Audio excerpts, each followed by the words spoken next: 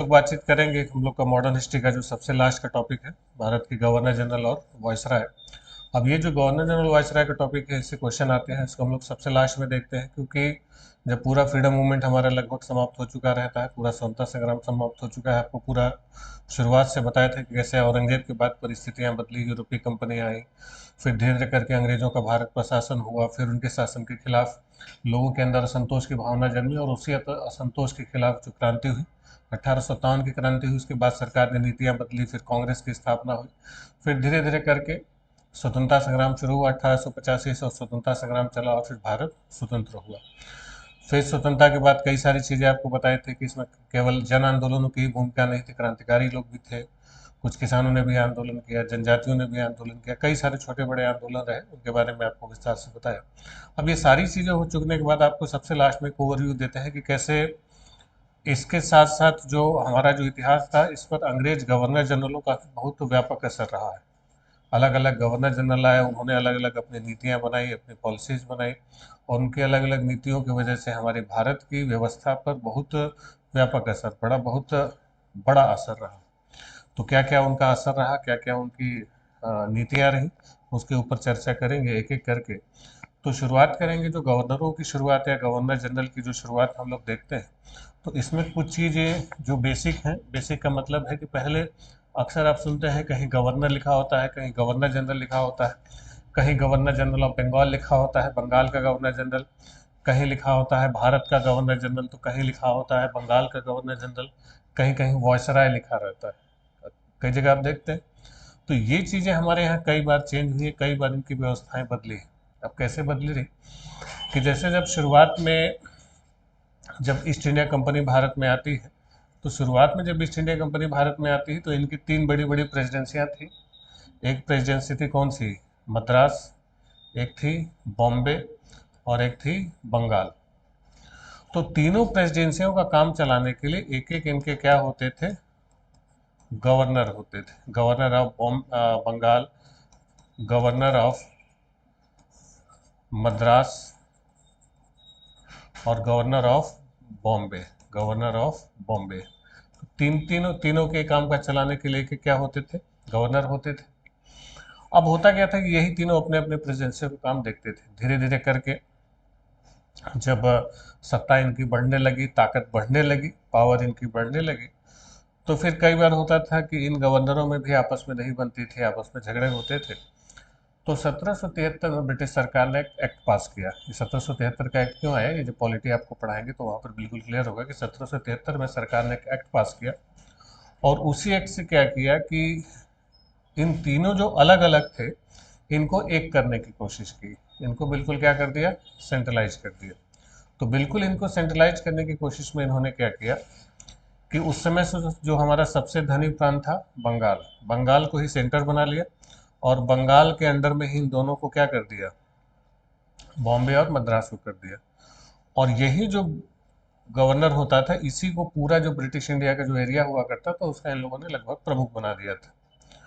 अब रैंक तीनों के बराबर थे, governor of Madras, governor of Bombay, governor of Bengal.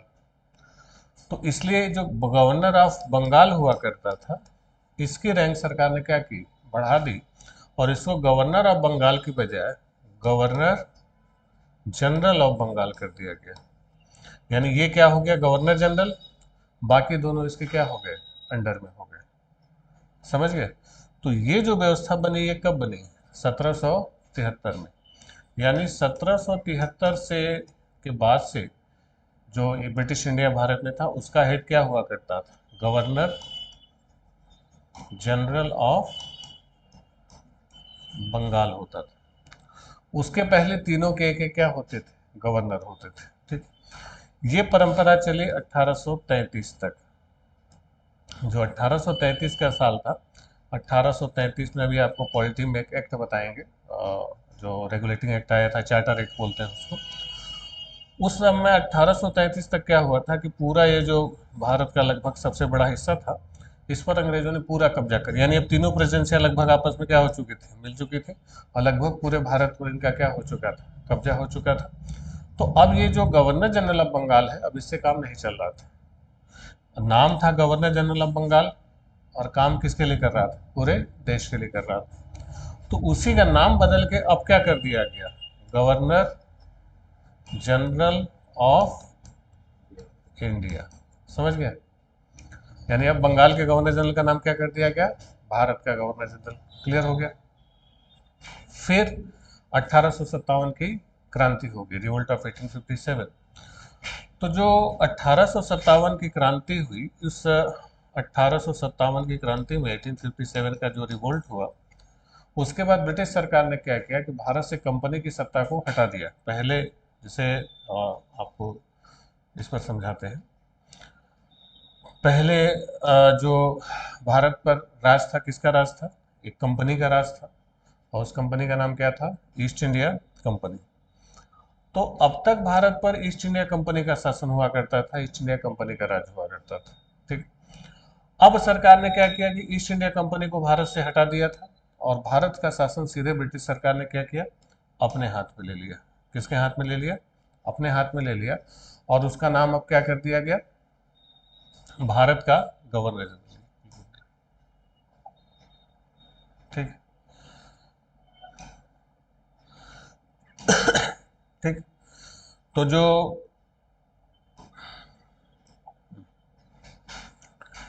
India Bharat है, भारत पर किसका राज था? East India company. East India company कहाँ की थी? ब्रिटेन की थी। ठीक। यानी अब तक ब्रिटेन की एक कंपनी थी ईस्ट इंडिया कंपनी, वो भारत पर शासन कर रही थी। 1857 के रिवोल्ट के बाद 2 नवंबर 1858 को महारानी विक्टोरिया का एक घोषणा पत्र आता है, विक्टोरिया डिक्लेरेशन आता है। और उस महारानी विक्टोरिया के घोषणा पत्र से क्या किया गया कि अब ईस्ट इंडिया कंपनी का जो शासन था, इसको भारत से समाप्त कर दिया गया। यानी अब कंपनी भारत से क्या हो जाएगी? समाप्त हो जाएगी। अब भारत का प्रशासन ब्रिटिश सरकार ने सीधे अपने हाथ में ले लिया। यानी अब तक भारत में ब्रिटेन की एक कंपनी थी, अब कंपनी बीच से हट गई। जब कंपनी हटी तो कंपनी का जो भारत में हेड होता था, उसको क्या बोलते थे? Governor general of India. तो जब कंपनी खत्म हुई तो कंपनी का पद भी क्या किया गया? गवर्नर जनरल का पद भी क्या कर दिया गया? समाप्त कर दिया गया। और इसी की जगह बनाए गए वायसराय। यानी अब भारत का गवर्नर जनरल क्या हो गया? भारत का वायसराय हो गया। क्लियर हो गया? तो देखिए, गवर्नर जनरल और वायसराय में क्या डिफरेंस? गवर्नर जनरल को सीधे अपॉइंट करती थी कौन? कंपनी, यानी वो कंपनी का रिप्रेजेंटेटिव था। और वायसराय को कौन अपॉइंट करता था? ब्रिटिश सरकार। या वहां पर ताज का शासन चलता है, क्राउन अभी भी चलता है। तो गवर्नर जनरल, अब वायसराय किसका आदमी होता था? ब्रिटिश ताज का। समझ गया? तो अब यानी भारत का गवर्नर जनरल फिर से क्या हो गया? भारत का वायसराय हो गया। समझ में आया? तो ये चीजें कई बार बदली। अब देखिए, क्रम से आपको समझा देते हैं क्या क्या हुआ। सबसे पहले क्या होते थे? सबसे पहले क्या होते थे? गवर्नर होते थे।